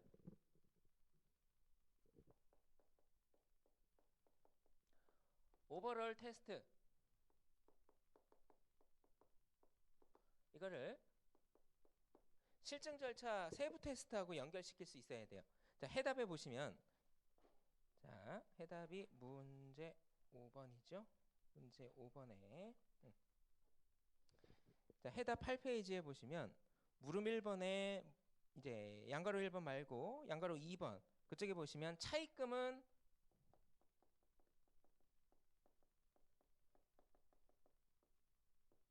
과소 계산 가능성이 있었어요. 그죠?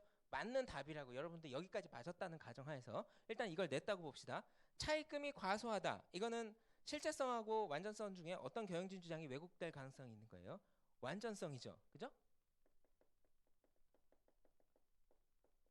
차입금이 누락될 그 완전성 경영진 주장에 대해서는 어떠한 절차도 하지 않았습니다. 지금. 그죠? 왜냐하면 은행 조회수상에 온 그 수치하고 만약에 이제 회사 장부상 수치가 단순하게 맞았다. 거기까지는 좋아요. 그런데 특정 금융기관 말고 다른 금융기관에 차입금이 있음에도 불구하고 감사인에게 제시하지 않을 가능성에 대해서는 감사인이 감사 절차를 했습니까? 안 했습니까? 아예 안 해버렸죠. 그죠? 그렇기 때문에 전체 차입금에 대한 완전성 경영진 주장을 확인하는 데에는 불충분한 그런 절차를 했습니다. 특정 금융기관에 그 외부 조회서를 보내가지고 그 조회서상에 나와 있는 모든 차입금과 그 다음에 모든 예금에 대해서는 특정 금융기관과 관련해서는 완전성이 성립이 되지만 다른 금융기관에 속한 차입금하고 금융자산에 대해서는 그 부분에 대해서는 조금 불충분합니다. 역시나 뭡니까? 채권도 그렇고 채무도 그렇고 외부 조회서가 완전성의 경영진 주장 모든 채권 채무에 대해서 완전성 확인하기에 한계가 있다는 거 하고 요거하고 어때요? 똑같은 거죠. 그죠? 외부 조회는 항상 그런 부분이 좀 있습니다. 자, 그다음에 차입금 가서 그다음에 우리 권리와 의무. 자, 이거는 제가 여러분들 이제 종합 문제 형식이니까 넣은 겁니다. 만약에 이제 차입금만 감사를 했다. 이 차입금 감사가 일반적으로 손익계산서 항목의 이자 비용하고도 관계가 있겠지만 다른 재무상태표 항목하고도 관계가 있을 수 있죠. 그래서 차입금과 관련해서는 항상 자산의 근저일권 설정하는지 여부도 추가적으로 확인을 했어야 되는데 그 부분은 이제 누락한 겁니다. 자, 그 다음에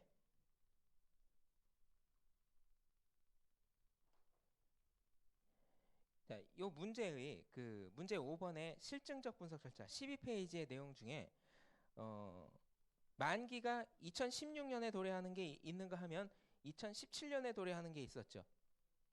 그죠? 그거. 항상 뭐에서 여러분들 누락한다고요? 분류의 경영진 주장. 그래서 제가 일부러 거리도 뚝 떼놨어요. 뚝 떼놨습니다. 정답률이 일부러 떨어지라고 뚝 떼는 겁니다. 그래서 항상 그 유동 항목, 비유동 항목 여러분들 재무회계에서 공부했던 것 중에 항상 이슈가 됐었던 것들 있죠. 그런 걸 감사해서 누락하시면 안 돼요. 근데 희한하게 이제 재무회계 쪽에서는 그런 거 잘하면서 이제 합격하고 수습회계사 분들 보면 항상 분류의 경영진 주장은 확인 잘 안 합니다. 그래서 항상 지적이 돼요, 이거. 자, 그 다음에 그거 됐고 그 다음에 물음 3번. 이거 물음 3번 같은 경우에는 만기 연장에 대한 게 이거 재무회계와 관련된 이슈죠, 사실. 그죠?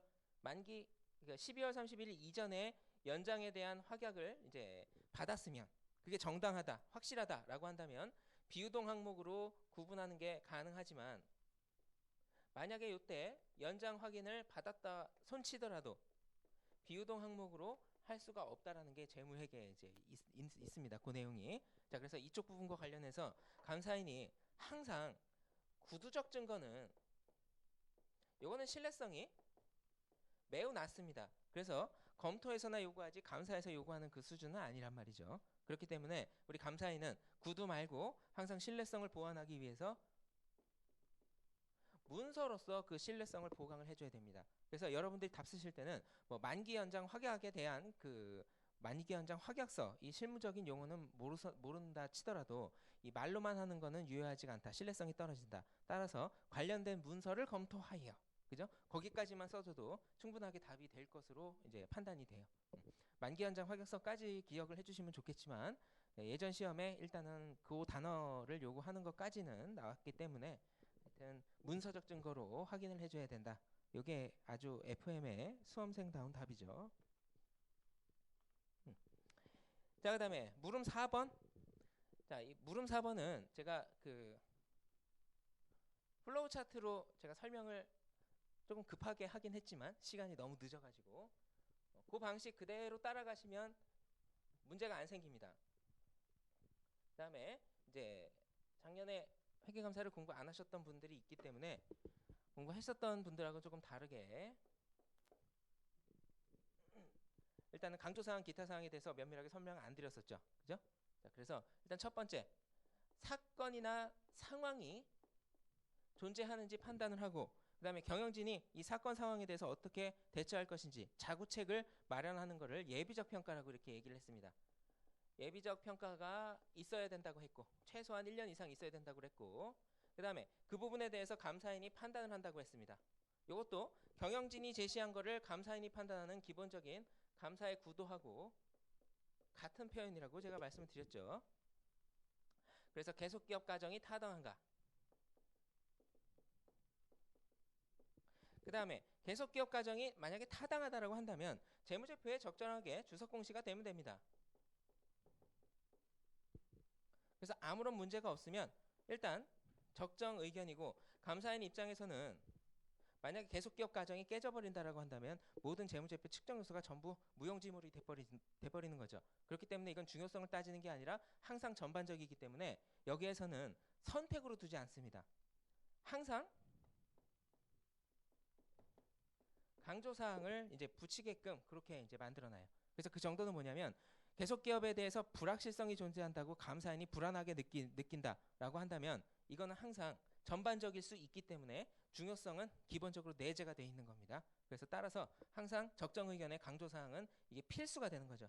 선택이 아니에요. 원칙적으로 강조사항은 이제 재무제표 주석에 기재된 사항 중에 감사인이 판단하기에 정보 이용자 입장에서 중요하다라고 감사인이 직접적으로 판단한 그 상황에 대해서만 옵션으로 이렇게 감사인마다 이제 추가를 시킬 수가 있는 건데, 요거는 필수 사항으로 이렇게 만들어 놨습니다. 자, 그 다음에 예비적 평가를 만약에 안 했다라고 한다면 이거 계속 기업 과정에 대해서 감사인이 감사 증거 입수가 불가능한 거죠. 그래서 충분하고 적합한지 따진다고 했는데 일단 중요성 이상입니다. 그래서 감사 증거 입장에서 봤을 때 한정, 의견 거절이 되는 거고, 자, 예비적 평가를 어떻게 할 것이다라고 경영진이 이것저것 주장을 하고 있는데 감사인이 이제 판단을 해보니까 계속 기업 과정이 타당하지 않다라고 하면 계속 기업 과정에 따라서 모든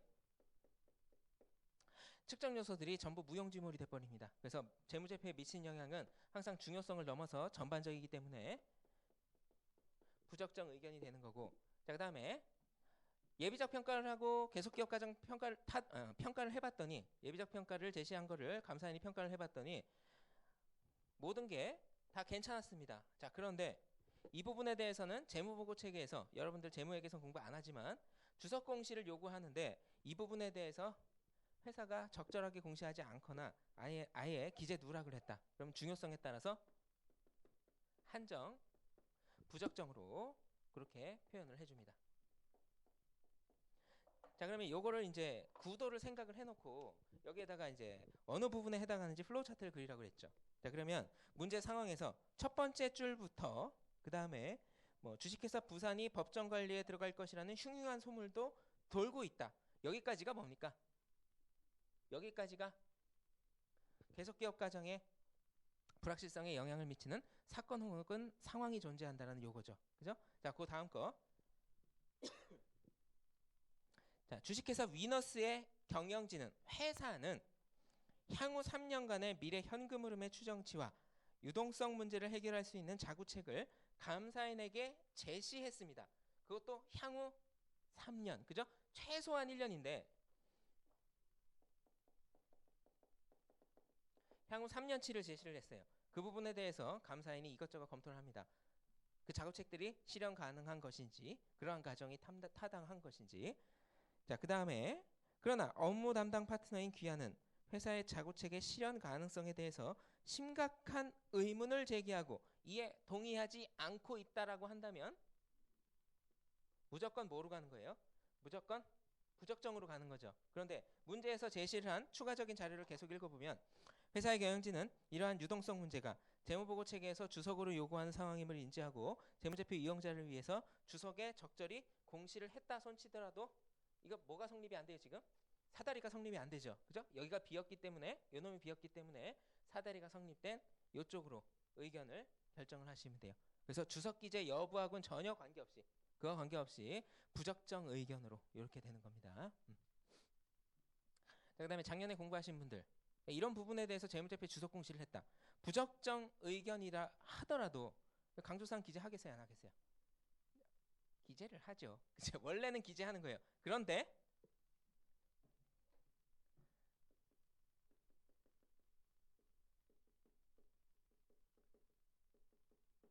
자, 주석에 기재를 하긴 했지만 그 부분이 미치는 영향이 전반적이기 때문에 이 부분에 대해서 의견 변형이 있었습니다. 자, 의견 변형이 있었으면 의견 변형의 근거 문단이 여기에 기재가 되겠죠. 그죠? 강조 사항도 역시 의견 변형의 근거 문단하고 내용이 같습니다. 자, 의견 변형의 근거 문단은 항상 필수예요. 강조 사항은요, 감사인의 선택이죠. 왜? 감사인이 중요하다라고 판단했기 때문에. 그죠? 중요하다라고 판단 안 하면 기재 안 할 수도 있는 겁니다. 자, 그러면 이 부분에 대해서 필수하고 선택하고 내용이 같다. 어떤 거는 기재 안 하면 되는 거예요? 요 놈은 기재 안 하면 되는 겁니다. 그죠? 그런 논리로 필수 항목하고 선택 항목 요거를 따져가지고 중복 기재를 해야 되는 것인지 아니면 둘 중에 하나만 기재해도 충분한 것인지 요거를 판단하시는 겁니다. 두 개 다 기재하면 안 됩니까? 해도 됩니다. 그런데 효율성 차원에서 그렇게 안 하는 거죠. 요거. 자, 하여튼 그래요. 그거는 이제 감사보고까지 진행이 되면 알 수 있는 거고. 자, 그 다음에 문제 6번. 문제 6번은 시험에 출제 가능성은 많이 떨어집니다. 왜냐하면 요즘에 중요하게 그렇게 생각하는 그런 이슈가 아니기 때문에. 그래서 이제 문제 자체는 일단 그래도 유예생이니까 알아야 되겠죠. 왜냐하면 12년도에 그 물음 2번과 관련해서는 출제가 됐기 때문에 일단 알고는 계셔야 됩니다. 자, 문제 6번에 물음 1번. 자, 요놈에 대해서는 기발행 미회수 감사법 적용을 해도 괜찮겠죠. 그러면 기발행 미회수 감사법은 감사인 입장에서는 이 기말, 이 매수에 대한 적정성을 확인하기 위해서 누구한테 조회서를 보내는 겁니까? 은행에 조회서를 보내는 거죠. 요 명세서를 가지고서 감사를 할 때 은행에서 조회서를 보냈을 때 은행 입장에서 우리한테 아직 돌아오지 않은 게 몇 매가 될 것인지 역추적해서 이제 계산을 하는 겁니다. 자, 그러면 일단 발행된 것 중에 기발행 미회수. 자, 기발행 미회수. 기발행 뭐죠? 아, 기발행 미회수가 아니죠. 뭐였죠? 갑자기 용어가 생각 안 나요, 여러분? 기발행 미지급이죠. 미안합니다. 기발행 미회서가 아니고요. 예, 기발행 미지급이죠. 예, 기발행 미지급. 발행은 했으나 아직 은행에서 이제 당좌예금에서 빼주지 않은 경우, 자, 이런 경우 기발행 미지급 수표. 이분과 담보로 제공된 건 이건 전체죠. 그죠? 왜냐면 감사 대상 회사하고 영업 관계에 있는 특정 거래처에 보내는 거니까. 자, 그다음에 폐기. 요거는 미회수가 있고 회수가 있는데 폐기 후 자체 보관된 거는 요거는 은행이 모릅니다. 자, 그러면 기발행 미지급 수표는 이거는 기말 이후에 당좌예금 잔액에서 빠질 거 아닙니까? 그죠? 그렇기 때문에 기말 이후 당좌예금에서 지급된 내역을 확인하면 그걸로 되는 거고요. 자, 담보라고 하는 건 일반적인 채권 채무 관계에서만 존재하는 거기 때문에 채권 채무 조회서를 통해서 확인할 수 있고, 자, 그 다음에 폐기 후 자체 보관된 건 은행으로 아직 돌려보내지 않은 겁니다. 그렇기 때문에 요건 금고에 안전하게 보관하고 있을 거기 때문에 요거는 폐기 수표를 실물로 조사하면 그걸로 되는 거죠. 자, 그래서 회사가 지금 명세서로 265개는 지금 정상적으로 사용할 수 있기 때문에 은행에 아직 가지 않은 것입니다 라고 했지만 그거는 감사 대상 회사 입장인 거고, 폐기 후 자체 보관하고 있는 자체 폐기하고 있는 두 매와 그 다음에 담보 제공한 그 주 부산하고 주 울산에 보낸 요 두 매하고 그 다음에 기발행 미인출 수표 마가 004 한 매, 하나 둘 셋, 그러니까 5개하고 265 요걸 다 합하면 270개가 은행에서는 아직 이제 돌아오지 않았다, 이렇게 이제 답으로 제시하면 되는 겁니다. 자, 그다음에 물음 2번. 자, 예전에 이제 시험 문제 나왔었던 건데 약간 이제 문장만 살짝 바꿔가지고요. 자, 물음 2번. A 회계사는 기중에 거래된 수표 중 마가 0006부터 마가 0009까지. 그럼 이거 순서대로 연속 발행돼야 되죠. 감사인이 감사를 하려면 연속적으로 특정 항목을 빼고 감사하면 안 되는 겁니다. 조서상의 문제점은 6, 7, 9번만 했고 8번을 안 했어요. 그죠? 자, 그 다음에 박스 내용 보시면 첫 번째 줄 회계팀의 최 부장은, 그죠? 그런데 아래줄 휴가도 없이 자금 업무를 전담. 업무 분장이 일단 안 돼 있는 상황이기 때문에 나중에 부정이 발견이 됐다. 그러면 동기와 압력, 실행 기회, 태도 합리화 중에 요 놈은요 업무 분장이 안 됐기 때문에 기회에 해당합니다. 그죠? 자, 그다음에 휴가도 없이 1회만 몰두해요. 지가 사장도 아닌데요, 월급쟁인데요. 요거는 사실은 동기에 해당합니다. 그죠? 자, 그다음 동기와 압력 중에 이거를 압력으로 제시하던가요? 뭐 좀 희한하게 제시합니다. 하여튼 동기와 압력. 자, 그다음에 하나 둘 셋 넷 다섯 번째 줄, 다섯 번째 줄 마지막 부분 회사의 관리도 소홀했음에도 누가 소홀했다고 했어요? 회사 대표가 관리에 소홀하대요. 미쳤죠. 자기 사업인데. 그렇기 때문에 이거는 모니터링이 부재한 겁니다. 모니터링 부재. 이 부분이 통제 환경이 엉망진창이에요.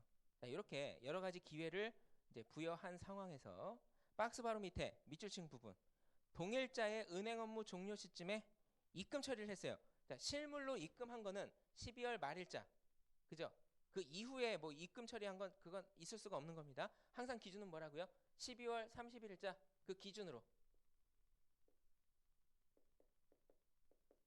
자, 그러면 제가 얘기하는 건 다른 거는 볼 필요 없고 일단 첫 번째로는 언제적 입금 수표냐 그것만 보면 된다 그랬죠. 일단 무조건 기말 이전에 입금이 된 것으로 보는 겁니다. 그래서 출금은 무조건 뭐 입금이 나중이기 때문에 출금이 먼저기 때문에 항상 12월 30일 이전이에요. 그죠? 자, 그래서 자, 마가 006번. 자, 입금된 은행에서 처리한 게 언제예요? 12월 31일. 정상 처리했죠. 그러면 12월 31일 이전에 입금이 됐으면 출금도 12월 31일. 그다음에 입금도 회사에서는 12월 30일로 처리해야 됩니다. 자, 그러면 기간 귀속이 12월 31일인데 장부는 어떻게 돼 있어요? 다 다음 연도로 넘겨버렸네요. 그죠? 요게 일단 첫 번째부터 잘못된 거죠. 요거. 자, 그다음에 마가 007. 자, 12월 31일에 서울은행에 실물로 입금했습니다. 장부로는 어떻게 했어요? 12월 31일. 그죠? 제대로 했죠? 그 다음에 출금은요? 장부상 12월 31일, 12월 30일, 또 12월 31일 이전에 처리했습니다. 제대로 처리한 겁니다. 그래서 마가 007은 정상 처리한 거예요. 그런데 마가 009는요, 이 회계팀 최부장의 신상을 좀 알 수 있는 겁니다. 뛰어가다가요, 넘어지거나 아니면 달리기를 굉장히 못하는 뚱뚱한 사람이었나 봅니다. 자, 12월 31일 입금을 하려고 일단 경기은행에서 출금을 했어요. 그런데 실제로 입금한 건 언제 입금했대요? 1월 1일. 그러니까 3시 한 50분 중에 열심히 뛰어갔는데 좀 멀었는 모양이에요. 서울은행이. 가다가 목표치를 달성 못하고 중간에 저 입금해야 되는데요. 그런데 셔터문이 내려져 있는 겁니다. 그죠? 끝난 거죠. 자, 그러면 자기가 어떻게 장부상으로 조작을 해줘야 될 거 아니에요. 그죠? 그래서 장부상 조작도 안 하고 바보같이 그냥 내년도에 입금한 것으로 그냥 그렇게 했습니다. 그대로 다 드러납니다. 이런 경우에. 바보짓 한 거예요. 009번은. 자, 그다음에 물음 3번. 마가 010에서 012까지 나온 거죠. 어떻게 해야 되는지 이제 기술을 하래요. 얘기 다 했습니다. 기반행 미인출은 기말 이후 지급, 거래처 담보 제공은 채권 채무조회, 폐기된 수표용지는 실물조사. 자, 물음 7번은요. 제가 작년부터 특수관계자 거래하고 회계추정치를 밀었는데 일단 회계추정치는 작년도에 나왔어요. 나와서 사실은 이건 정리용으로만 제시를 한 거고요. 올해는 특수관계자 거래가 후보군이라고 저는 생각합니다. 어쨌든 작년에는 회계추정치 나왔으니까. 그래서 문제 7번에는 물음 1번하고 물음 2번 있죠. 그 부분 정도는 알고 있어야 돼요. 이 부분은 기출이 이미 된 거기 때문에 알고 있어야 된다는 얘기입니다. 그래서 고유 위험하고 통제 위험하고 관계된 그 요소. 특수관계자 거래는 유의적인 위험이 될 수도 있는 그런 항목이죠. 그죠? 그렇기 때문에 고유 위험, 통제 위험 그 세 가지 요소 그거를 개정 감사 기준에도 있는 거고 이전 감사 기준에도 있었던 거기 때문에 그 요소를 나눠 가지고 기재할 수 있게끔 암기라고 써두세요. 뭐가 됐든 암기하셔야 돼요.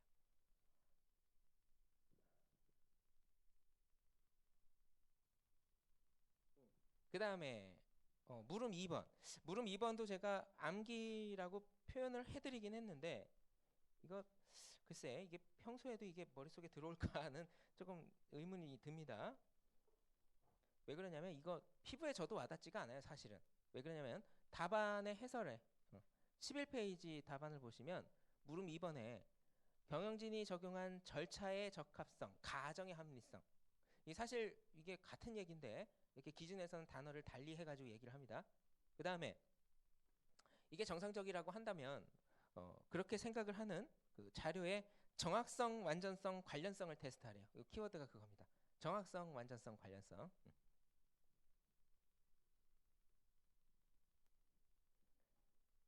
자, 하여튼 그렇고요. 자, 물음 3번. 작년도 시험에 안 나온 포인트긴 한데 포인트가 좀 다르긴 하지만 그래도 한번 보죠. 물음 3번에 배당 할인 모형이 나왔고 CAPM 그 산식이 나왔다. 어쨌든 이제 불확실성 추정에 있어서 이제 공정가치 측정에 이제 불확실성이 존재한다라고 하는 건데 첫 번째 줄부터 그거와 관계없이 불확실성이 높은 게 나오죠. 공개된 시장에서 확인할 수 있는 가격이 존재하지 않는 비상장 주식 그게 나왔고 박스 바로 밑에 회사 창립 이후 처음 주식에 투자했습니다.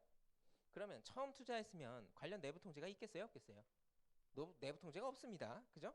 처음 주식을 투자한 거기 때문에 그래서 일상적인 거래에 대해서는 이제 경영진도 내부 통제를 구축을 하는데 이렇게 비일상적인 거래는 내부 통제를 구축해 놓지도 않지요. 자, 그 다음에 단기의 동금융 투자와 관련된 내부 통제를 테스트하진 않았다. 안 할 수 있습니다. 왜냐하면 내부 통제가 아예 없을 수도 있기 때문에, 내부 통제가 부재할 수도 있기 때문에 내부 통제 테스트 하지 않을 수 있습니다. 자, 한편 감사인은 경영진이 추정한 비상장 주식의 가치 평가와 관련해서 고유 위험하고 통제 위험이 모두 낮은 것으로 판단했대요. 일단 잘못된 게, 유의적인 위험 입장에서 비상장 주식은 위험이 높습니다. 고유 위험이 높은 거고, 그 다음에 통제 위험, 아니, 내부 통제 테스트를 하지 않았는데 어떻게 내부 통제 평가 결론을 어떻게 뒷받침을 해요? 그죠? 그래서 이 부분이 틀린 거고, 또 자, 이에 대해 감사인은, 이에 대해가 빠졌네요. 감사인은 감사인은 좀 이상하죠? 이 감사인은 왜 이렇게 됐지? 자, 질문과 경영진이 작성한 평가 내용과 관련된 분석적 절차를 수행해서 추정의 합리성에 대해서 검토했대요. 우리가 유의적인 위험이 존재를 하고 내부 통제를 평가를 하지 않으면 실증 절차를 강화해야 되겠지요. 그죠? 근데 질문과 분석 절차만 수행을 하는 게 맞겠습니까? 안 되죠. 문서 조사 등을 통해 가지고 보다 합리적인 그 근거를 확인을 해줘야 됩니다. 자, 그 다음에 물음 4번. 요게 그 제가 이거 작년에 문제를 만든 건데, 우리 연습서에 있는 거랑 약간 비슷하게 만들긴 한 건데, 그때 제가 일산 산다 그랬죠. 거기에 그 굉장히 큰 홈플러스 매장이 있는데, 지하에서 이제 그 인부들이 작업을 하다가 그 용접기계에서 뭐 불똥이 튀었는지 그 엄청난 매장이 홀랑 탔어요. 그래서 또 가봤더니 어떻게 그렇게 귀신같이 똑같이 만들었죠? 똑같이 또 만들었어요. 배치부터 시작해가지고. 자, 우리나라 사람들 대단합니다. 예, 중국 사람 다음으로 대단한 것 같은데. 자, 그래서 일단 화재 같은 경우에 기말 이후에 화재가 발생을 했으면 이 부분에 대해서는 재무제표 반영합니까? 안 하죠. 만약에 영업을 거의 못하는 그런 상황이라고 하더라도 계속 기업에 문제가 없으면 이 주석에만 기재를 하고 소급해서 반영하는 게 아닙니다. 그죠? 그래서 12월 31일 이전에 이제 화재가 발생을 했으면 이 부분에 대해서는 어떻게 하겠습니까?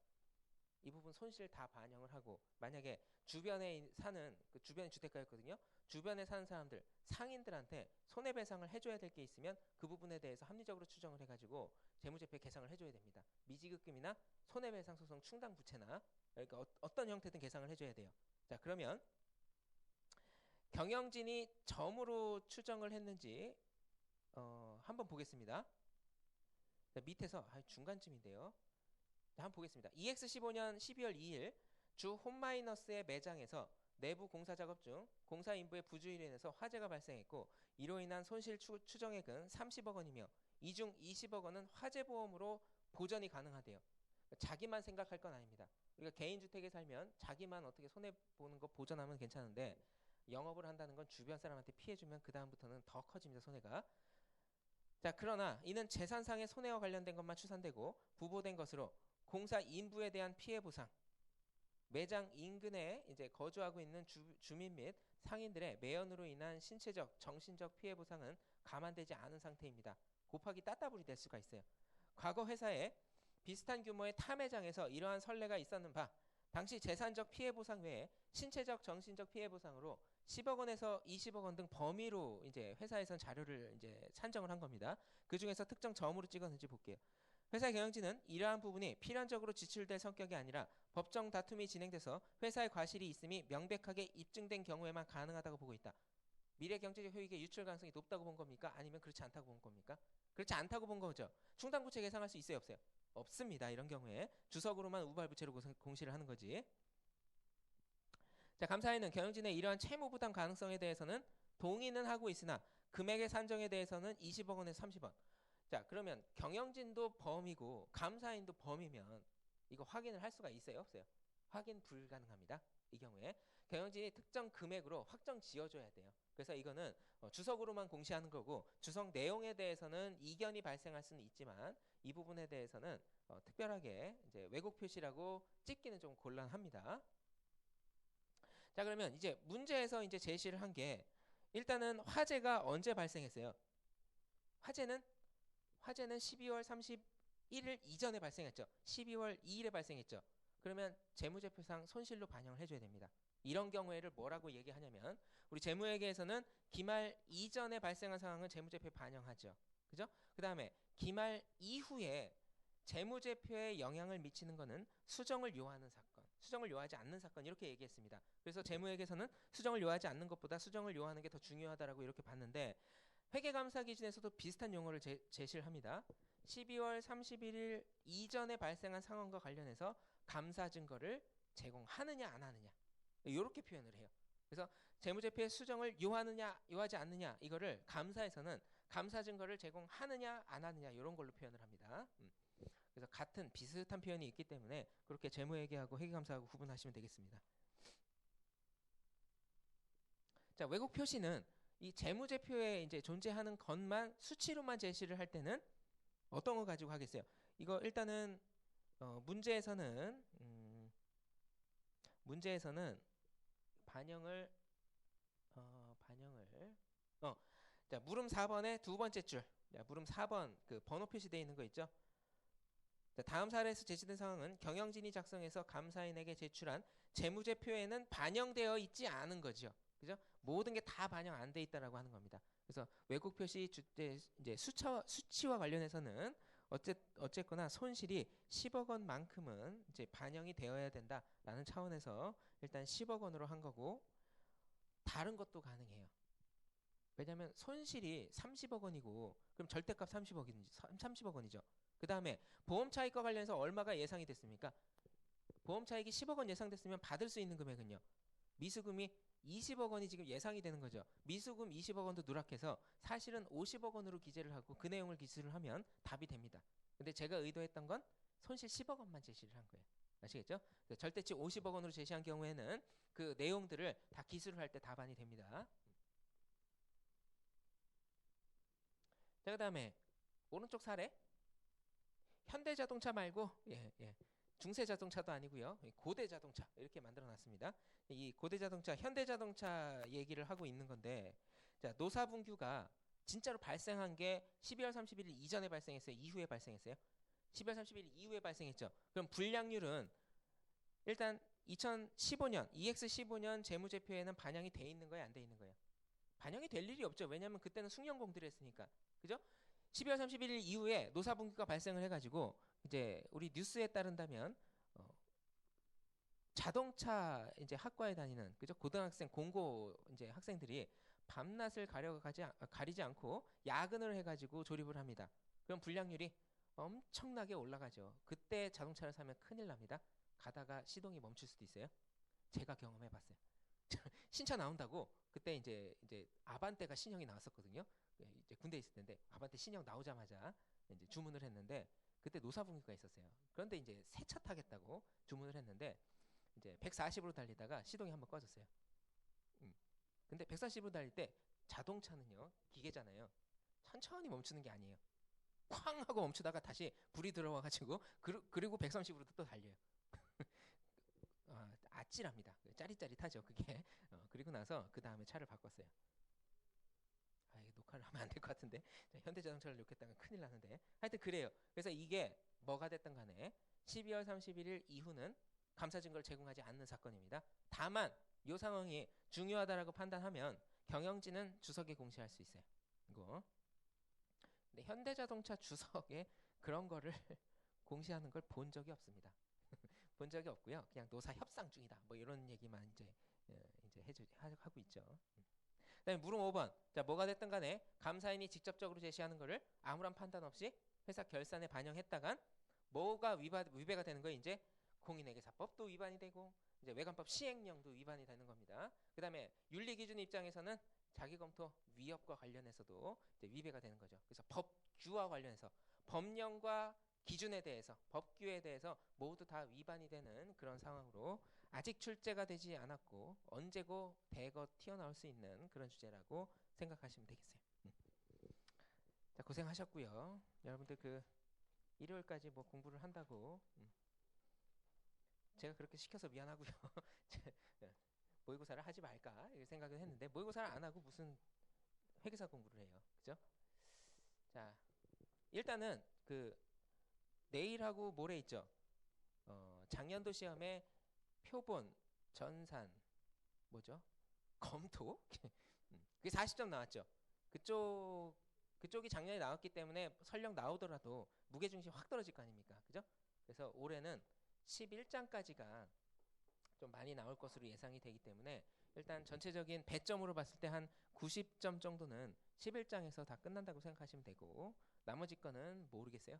또 자기네들 멋대로 내는 거니까 일단 그렇게 생각하시면 되겠습니다. 고생 많이 하셨고 또 기분 좋게 갔으면 좋겠습니다, 여러분. 예, 고생하셨고 내일이죠. 내일 그죠? 내일 빨간 날 아니죠? 내일 저녁 때 다시 뵙겠습니다. 수고하셨습니다.